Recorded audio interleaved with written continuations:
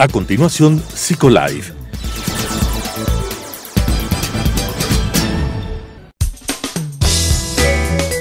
Clasificación A. Apto para todo público.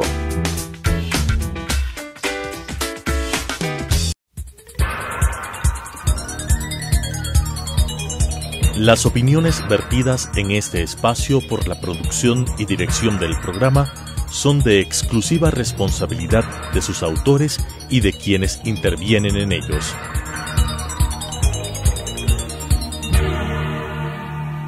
Telesucesos Canal 29 UHF presenta Psicolife, un programa creado para hablar de psicología desde una vertiente científica pero amena con la conducción de la doctora Elizabeth Montenegro. Psicolife.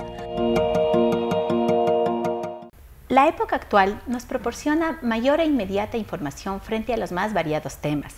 Los jóvenes tienen a su alcance un mayor número de recursos para hacer frente a las más diversas situaciones que se les presenta a lo largo de su vida. Pero paradójicamente, frente a esta situación, la facilidad de acceso a la información parecería que no ha sido suficiente, sobre todo en temas de sexualidad y de su ejercicio. Vemos cada vez con mayor frecuencia cómo el número de embarazos adolescentes aumenta en nuestra sociedad y también el número y la cantidad de enfermedades de transmisión sexual que se producen en este rango de edad. En promedio, 6 de cada 10 niñas menores de 14 años se convierten en madres en el país. Hasta el 2016, 80 de cada 1000 bebés nacidos vivos fueron de madres en adolescencia tardía. La adolescencia tardía implica el rango de edad de los 15 a los 19 años. Esto representa 51.773 nacimientos. Diariamente, 142 jóvenes en el rango de los 15 a los 19 años de edad traen niños al mundo. Pero las estadísticas no terminan ahí. En el 2014, el 39% de las mujeres de 15 a 19 años de edad reportó haber tenido ya una experiencia sexual. De ellas, el 7,5% tuvo su primera relación sexual antes de los 15 años y el 90% de las menores de 15 años estuvieron con hombres mayores. Estos datos fueron proporcionados hace algunas semanas atrás por el viceministro de Salud y fueron recogidos por un medio de comunicación escrito local. Hoy, en Psicolife, Cambiando tu vida desde tu mente, abordaremos los cambios físicos, emocionales, psicológicos y neurológicos que ocurren durante el embarazo. Para ello contamos con la presencia de la doctora Margarita Yavaca. Ella es médico obstetra, tiene una maestría en gerencia y clínica en salud sexual y reproductiva, una especialidad en atención a adolescentes, es consejera en términos de lactancia materna y acompañamiento a personas vulnerables frente al VIH-Sida. Tiene una especialidad además en diagnóstico y tratamiento de enfermedades genitales de hombre y mujer y trabaja en los consultorios médicos ginecológicos de salud y reproductiva de Quito. Margarita, buenos días, qué gusto tenerte en Psicolife y creo que una voz más experta como tú en este tema no podíamos contar hoy. Gracias por aceptar la invitación, bienvenida. Muchísimas gracias, Eli, a los televidentes también, pues el tema que nos han permitido tratar el día de hoy es muy importante y pienso que las estadísticas a nivel de país también van de la mano de las estadísticas que nosotros a nivel de los consultorios tenemos. Como yo te comentaba, Eli, nosotros tuvimos en estos 6 últimos meses una atención a mujeres por primera vez de 200 casos. De estos, el 8.6% son de adolescentes, con un promedio de edad de atención fue de 17 años. La menor fue de 14 años y la mayor de 20 años. De este 8.6%, el 33.6% vinieron ya embarazadas por un diagnóstico, porque no habían menstruado. Ellas ya estaban embarazadas, por lo menos de 3 meses de embarazo. Eso significa entonces, Margarita, que estas adolescentes no tuvieron previamente antes una orientación frente al inicio de su vida sexual, ¿no es cierto? Y cómo, no solamente cómo controlar el embarazo, sino también cualquier tipo de enfermedad o cómo cuidarse ellas al iniciar esta nueva etapa. ¿Cuál era la inquietud, además obviamente del embarazo, más recurrente que las adolescentes tienen cuando te visitan? Las adolescentes, como te indicaba, el 63% restante, ellas acuden por saber si es que tienen alguna infección de transmisión sexual. Prácticamente podríamos considerar que es una prevención, pero las otras adolescentes sí ya vienen con embarazos que ya que están en curso. Que ya están en curso prácticamente. Ellas lo que acuden es, generalmente acuden con la madre, vienen acompañadas de la madre, quien pide la ayuda porque hay alteraciones en la menstruación, le ve que está más gordita, preocupaciones que para ellas son simples, pero el resultado es que ellas ya vienen con un embarazo. Lamentablemente las chicas consideran que ellas sí tienen información con respecto a su sexualidad, cómo manejarla, cómo cuidarse, cómo protegerse, pero sin embargo en el momento de la relación sexual no disponen de un producto, por decir, un preservativo, o no han hecho una anticoncepción previa al inicio de las relaciones sexuales. Margarita, sabemos que un embarazo en la adolescencia no impacta de la misma manera a la mujer que un embarazo de una mujer adulta o de una mujer a partir de los 20 o 30 años de edad, ¿no es cierto? ¿Cuáles son primero los cambios físicos y los riesgos físicos más recurrentes que podemos encontrar en un embarazo durante la adolescencia? Lo principal es que la adolescente no está preparada física, ni psicológicamente, ni emocionalmente para vivir un embarazo. Segundo, ¿cuáles son los efectos principales y lo que más en realidad afecta son la mortalidad que se puede producir por esto? Retardo de crecimiento intrauterino, terminación de embarazos precoces, abortos. Cuando tú nos hablas de esta mortalidad, para que sea un poco más accesible, ¿no es cierto?, esos términos a las personas que nos están observando, ¿te refieres a un mayor riesgo de mortalidad tanto del bebé cuanto de la madre o solamente de la mamá? La morbilidad, los casos de enfermedad, como decían, ¿no? Y también la mortalidad que se da, por ejemplo, no en un control adecuado, porque la adolescente acude ya a partir del cuarto o quinto mes de embarazo, no hay un control prenatal que podría óptimamente ser de unos 9 controles. Y la facilidad del acceso a los servicios también es un poco difícil, o sea, el que el adolescente acuda a un servicio de salud para un control prenatal hasta que pueda superar y adaptarse y tener una actitud positiva, si tiene un buen acompañamiento por parte de los padres o de un profesional de salud, sí transcurre un tiempo que le pone en vulnerabilidad de correr riesgo tanto de la madre como del bebé. Pero cuando ellas acceden tempranamente y tienen un apoyo, pues lo llevan felizmente a término los embarazos. Su cuerpo obviamente no está lo suficientemente maduro para poder tener una gestación adecuada. ¿Por qué se producen más la prematuridad o estas interrupciones en el embarazo en las madres adolescentes? Generalmente se produce porque el útero, el adolescente tiene un útero de unos 3 centímetros.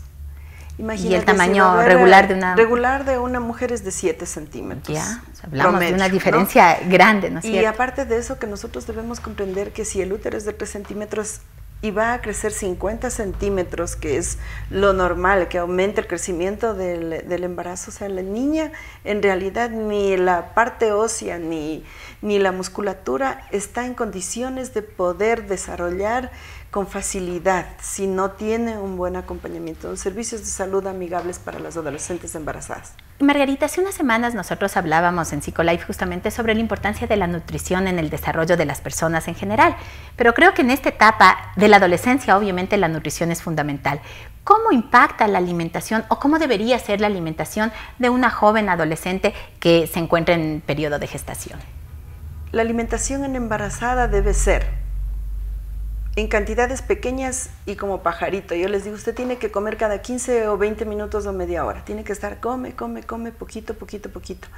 En lo posible, lo más colorido en las comidas y con las vitaminas que necesite y unos extras. O sea, siempre la educación a la mamita embarazada adolescente es muy importante.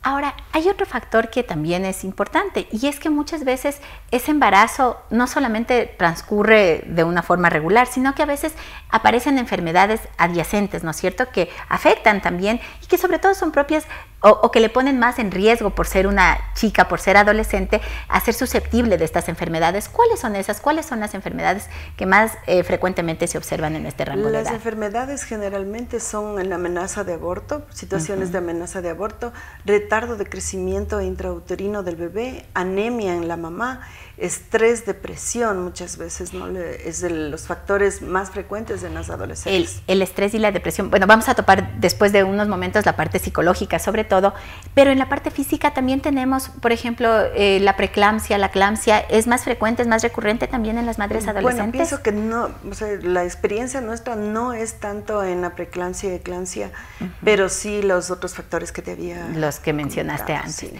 Ahora, también se muestra, ¿no es cierto? Y los estudios muestran que las madres que son adolescentes terminan su periodo de gestación, se convierten en madres, pero la recurrencia también es mayor. ¿Cómo observas tú esa situación? Con respecto a las madres adolescentes embarazadas, la vulnerabilidad de situaciones de experiencias se repiten, se aumentan, o sea, una tiene más probabilidad de volverse a embarazar nuevamente. Segundo, de tener diferentes parejas sexuales. Otro factor también es el hecho de no poder asumir el rol de mamá, ¿no?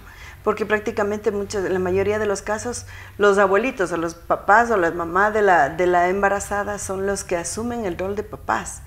Y eso deja un vacío en adolescente de no poder criar a su hijo, porque primero no está en condiciones. Y si de pronto es un adolescente que ya tiene 16, 17, 18 años, hasta los 20 años, quisiera hacerlo, pero a veces nosotros los padres no les permitimos.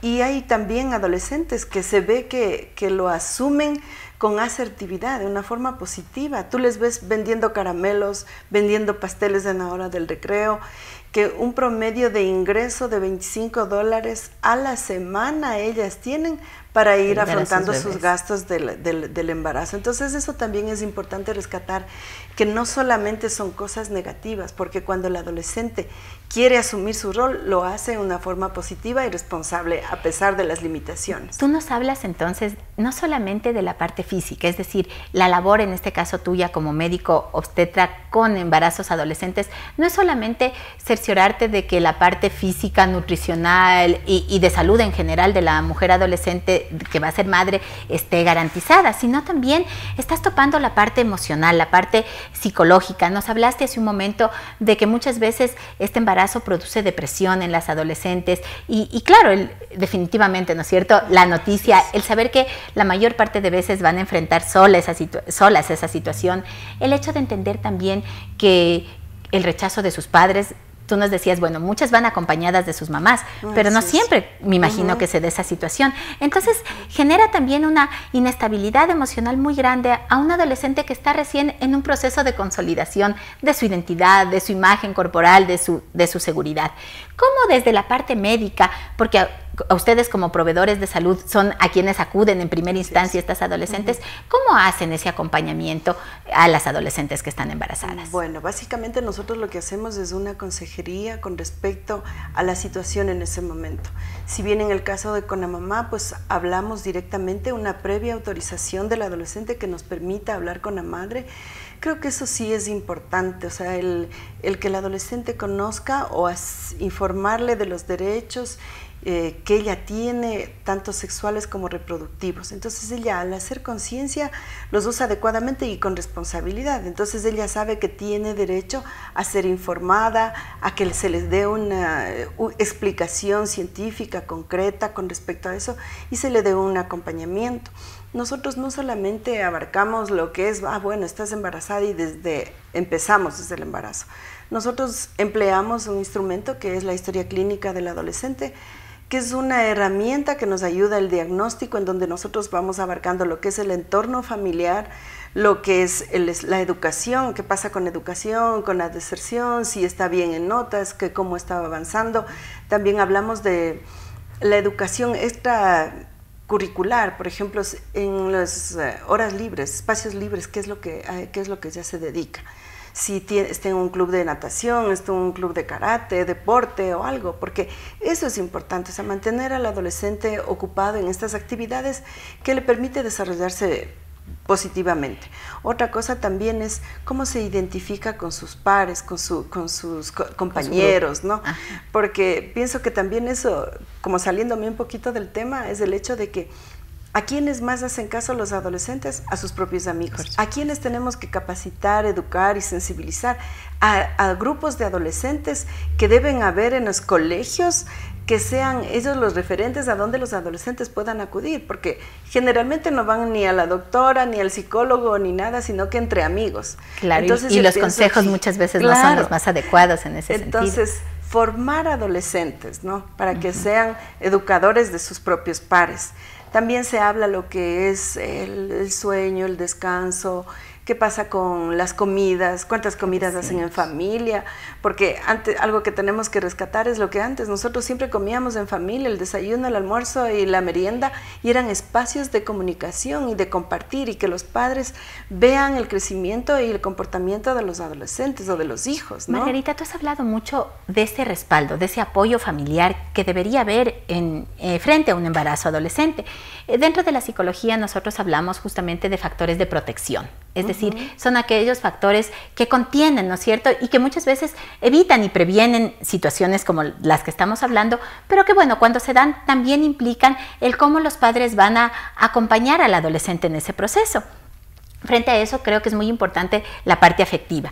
Y creo que aquí cabe recalcar un estudio que se hizo hace un par de años atrás, en donde se observaba que los cambios que se dan en la mujer embarazada y en la madre adolescente también, no son solamente a nivel físico, hay cambios también en las estructuras cerebrales. Te invito a que miremos un video sobre estos cambios que tienen mucha vinculación con la parte afectiva que se va a desarrollar después y cómo los padres pueden hacer apoyo en esta parte. Vamos a observar el video y conversamos luego. Perfecto.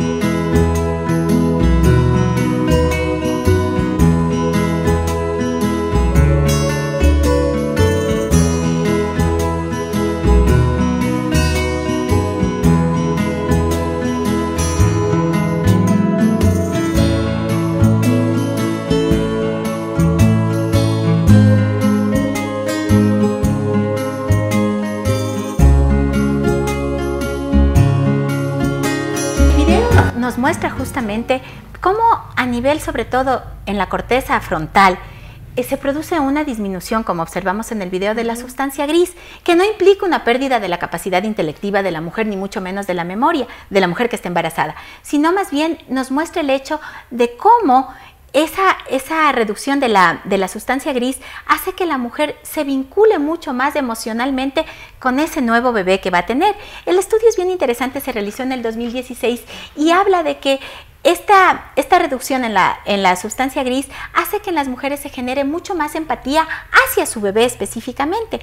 ¿Cómo orientar frente a ese vínculo? Porque el bebé está próximo a nacer y también, además de toda esa orientación que tú nos dices que hay que hacer a la madre, viene el hecho de que viene una nueva vida. ¿Cómo acompañar a esa nueva vida? ¿Cómo fortalecer ese nexo para que la madre, la nueva mamá, se sienta realmente capacitada o asertiva, como tú decías, frente a ese nacimiento? Es importante hacerle entender al adolescente que es una experiencia propia de ella, que no tiene que vivir lo que le pasó a la mamá, lo que le pasó a la tía, lo que se le pasó a la amiga, sino que ella como individuo lo va a vivir de manera diferente y de una manera positiva. Por ejemplo, nosotros tenemos ciertas sesiones que mantenemos con las adolescentes en la cual viene ella con la pareja y les enseñamos, por ejemplo, tenemos una tina, el bebé, un muñequito y les enseñamos cómo bañarle al bebé. Entonces vamos sensibilizándole, vamos a ver cómo tienes que envolver, qué necesitas, a ver, necesitas esto, unas chambritas, una camiseta, etcétera, etcétera, y entonces le hacemos que le envuelve al muñequito. Entonces es como que ella, o sea, va sintiendo, y en todos los controles le hacemos escuchar, le hacemos ver al bebé, y es como que ella de pronto como que se despierta y dice, yo pensé que era solo una masita, que era alguna cosita, pero vemos que a las 3, 4 semanas ya está, se ve el esbozo de lo que es la carita, las manos, etcétera, y eso le hace emocionar al adolescente, darse cuenta que en verdad es una vida, que no es algo que lo puede desechar, sino que ella tiene que luchar por ese bebé. Y nosotros vamos encaminados en ese sentido, en respetar la decisión de ella y orientarle de la mejor manera y sensibilizarle en lo que el proceso que está viviendo. Darle información, porque con educación es lo que mejor podemos abordar estos temas con los adolescentes, pero no muy científico, no hablarles de la luteinizante, de etcétera, etcétera, porque a veces ni nosotros mismos comprendemos, pero sí con técnicas de educación de adulto que nos permite trabajar con ellos, con muñequitos, con objetos reales que les hacemos a ellas. Eso significa que no es que uno es mamá o es papá de la noche a la mañana y de pronto está el bebé ahí. Se aprende a ser mamá y se aprende a ser papá. Y la idea creo que es el cortar, ¿no es cierto?, ese ciclo. Tú hablabas también de estos embarazos recurrentes que se suelen dar. Si esa orientación se da de una manera adecuada, se puede prevenir el incremento en embarazos ya de una madre que ha sido adolescente y ayudarle a que se centre también en ella, en su crecimiento personal, y en el proyecto de vida. Háblanos un poquito en relación a eso. Yo pienso que el acompañamiento del proveedor de salud es muy importante, porque parte de la educación es hablarle de los métodos anticonceptivos, tanto naturales como artificiales. Entonces, tú le das un conocimiento, un abanico generalizado y el adolescente decide. O sea, tú no impones. Das la información, la efectividad, cómo funciona, los efectos colaterales, etcétera, y los dos adolescentes, en el caso de estar con la pareja, lo asumen o de no, solamente la chica. Claro que también por el hecho de no tener una capacidad económica, necesitan el apoyo de los padres. Claro. Entonces, ahí también viene como, en cierta forma, un poco el acompañamiento como de observación por parte de los padres también, ¿no? Y estar conscientes de que muchas veces nosotros decimos, no, de aquí, el adolescente dice, de aquí nunca más, pero la realidad es otra. O sea, se ve que ellas a poco tiempo regresan ya con otra pareja. Y a veces en las mismas situaciones. Con embarazos, entonces tú dices, o sea, ¿qué pasó? Ahora, eso significa entonces que no basta, y creo que este es un mensaje muy importante, ¿no es cierto?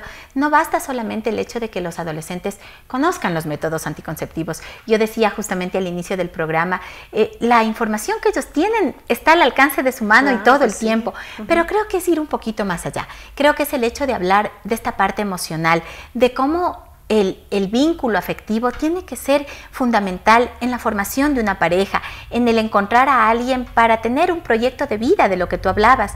Entonces, en ese sentido, no el embarazo y en la adolescencia o las relaciones afectivas en la adolescencia no pueden centrarse solamente en tener una relación sexual o en cuidarme de no quedarme embarazado o de no tener una enfermedad de transmisión sexual, sino el hecho de qué voy entregando yo, cómo voy creciendo en esa relación de pareja. Creo que eso es fundamental en ese acompañamiento que se va haciendo, porque a la par de que, como tú nos decías, les enseñas, ¿no es cierto?, a ser mamá, a ser papá, vas desarrollando ese lazo afectivo con el bebé que va a nacer, pero también es el hecho de entender que los sentimientos del adolescente van a ir variando a lo largo, los sentimientos propios de él frente a la formación o no de pareja, van a ir variando a lo largo de su crecimiento, de su desarrollo mismo, y cómo orientarle en ese sentido es importante. Tú nos habías hablado de algunos factores que se deben considerar para ir haciendo esta adecuada orientación, ¿no es cierto?, esta adecuada educación en el manejo de la afectividad y de la sexualidad. Bueno, creo que es importante, se ha hablado tanto de esto, de los valores, en realidad uno debe rescatar eso en la familia, o sea, definitivamente, rescatar los valores y educar en base a la experiencia nuestra como padres. Por ejemplo, ahora yo digo, creo que los padres debemos educar en base a nuestra propia experiencia.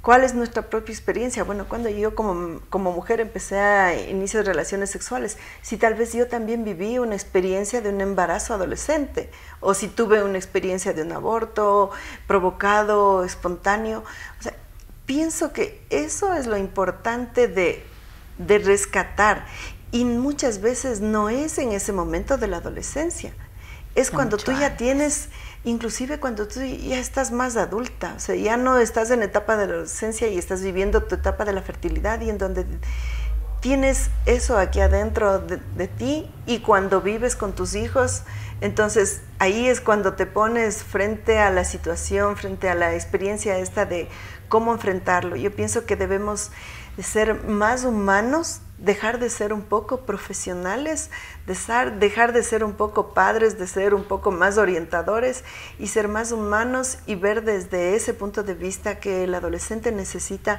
afectos y experiencias nuestras para poder salir mejor de estas situaciones. Margarita, muchas gracias por habernos acompañado. Creo que el mensaje que tú nos has transmitido es muy importante.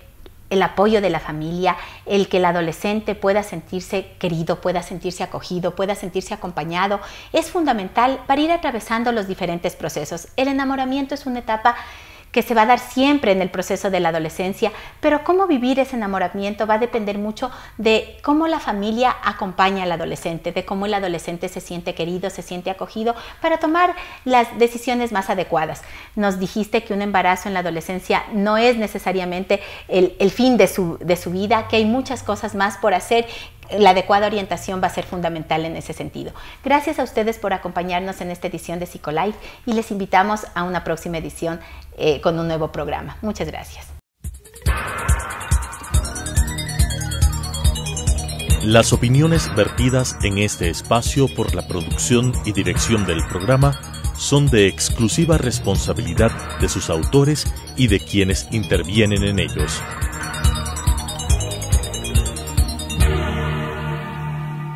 Telesucesos Canal 29 UHF presentó Psicolife, un programa creado para hablar de psicología desde una vertiente científica pero amena, con la conducción de la doctora Elizabeth Montenegro. Psicolife,